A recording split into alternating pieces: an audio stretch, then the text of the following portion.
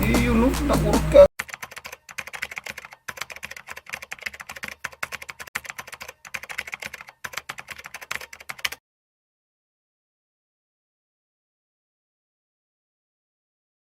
Sa mga sakmal, hindi pong kalimutan si Tatay Mendo, suportahan, like, subscribe, and share sa kanyang channel.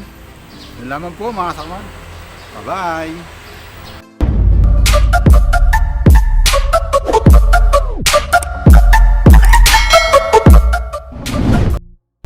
So ngayon mga gamba, magandang araw ulit ha.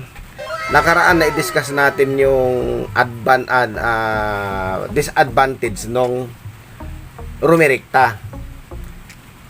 Kasi disadvantage talaga mga nakaraan. Pero yung mamaya may palaban tayo bandang dulo ha. So abangan nyo lang. Ito makinig muna kayo mga newbie. Yung diniscuss ko nakaraan, kunting recap lang ha. Hindi ka papansinin yan pagka isa dalawa lang ang orderin mo doon sa ahente. Hindi ka parikta yung ibinigay na number dyan sa Facebook. Tandaan nyo ha, hindi yan rikta sa hunter. Ahente yan, middleman yan. Kilala ko lahat yan. Hindi ko lang alam kung kilala nila ako, pero sigurado ako kilala ko ng mga yan. At alam nila na hindi ako umu-order sa kanila. Dahil, yan.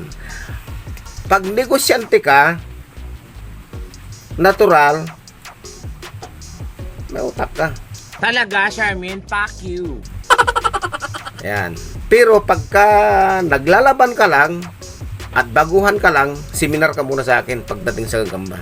So weird. Yan. Kasi ganito bakit hindi ako rumirikta sa mga yan? Unang-una, list ako sa oras. Pag rumikta kasi ako, mumonitor ako. Ilan pinadala? Padala ako ng kaha, padala ako ng pera. Sasalubungin ko sa kuba kung saan-saan. Hanggang sa mapapanis ako doon. So may mga deliver ako. Paano na?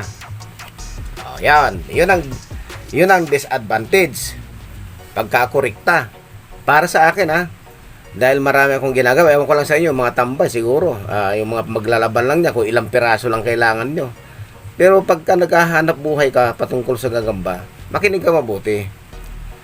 Ito, experience ko ito, hindi ito haka-haka. Marami kang imumonitor pag rikta ka, pero hindi pa rikta yun hindi pa rin yun Hindi yun hunter So kung sa Tagalog, direct ako sa hunter. Pero dito sa Masbate, hindi ka makaka-direct sa hunter. Maliban lang kung ikaw mag-hunt. Yan, kasama mo yung mga hunter doon. Bili mo na doon sa bukid pa lang. Yan, gabi pa lang kunin mo na yung gagamba nila. Yan ang direct kung taga-roon ka. Ngayon kung dadaan ka lang kila yung manabanggit dyan sa Facebook, may mga number pa nga Nako. Alam nyo bang nangyayari ngayon, di ba? May kanta akong inuluan. Yan ang usong-usong ngayon. Noon pa yan, hanggang ngayon nangyayari yan. Ino-online yan.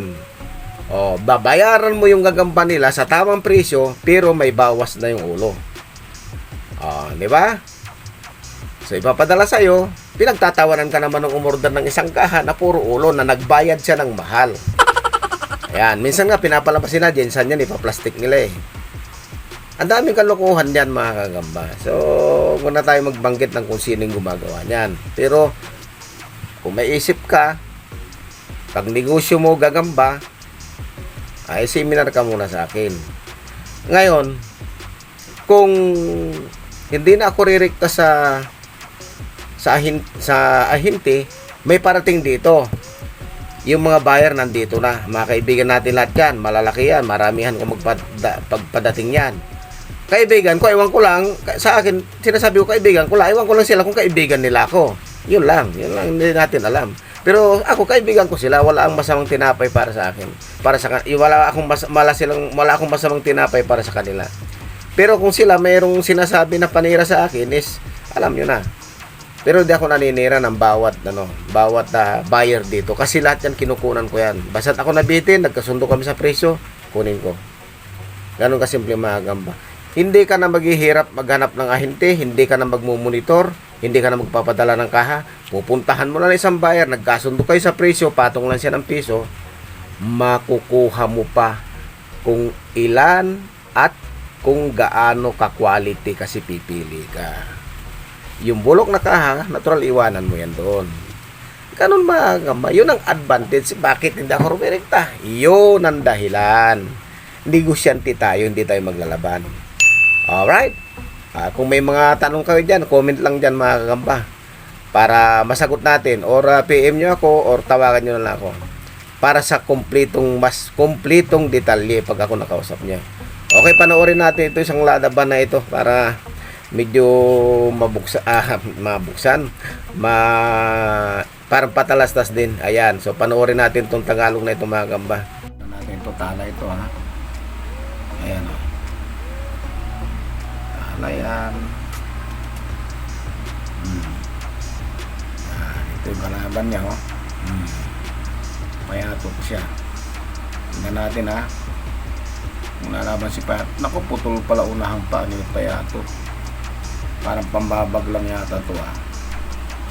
Matapang to eh. Payatot na to eh. Tapang yan.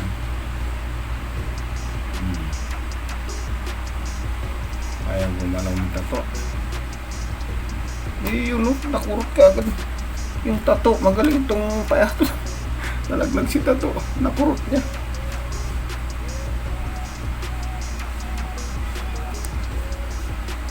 Nakurot niya.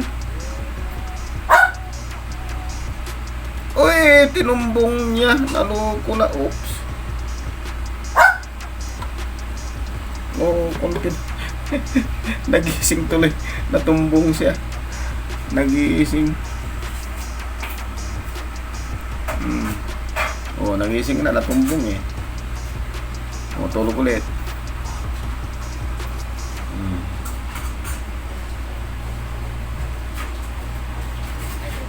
Oh, naglag na siya. Hoy. Pasok. Naku, wala na si taba. Pinalo siya ng ano. Putol ang paa. Tumbungin mo, tinumbong na naman. Wala na. Ang pangit ang laro. So ayun, napanood nyo, sana napagandahan kayo dyan sa laban na yan.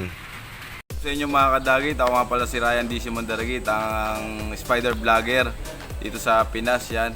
Supportahan nyo ang aking channel at syempre, Mendo Susero Gamboy, subscribe kayo dyan. Yun. God bless all. Mga Doc, magandang araw sa inyo. So, si Spider Doc, paki-subscribe sa channel natin, spiderdoc.ph yan. At huwag nyo kalilimutan na mag-subscribe at supportahan si Tatay Mendo o si Sir Gagamboy. Yan mga kadok. Hi! Subscribe po kita Mindo. Like and share po. Bye!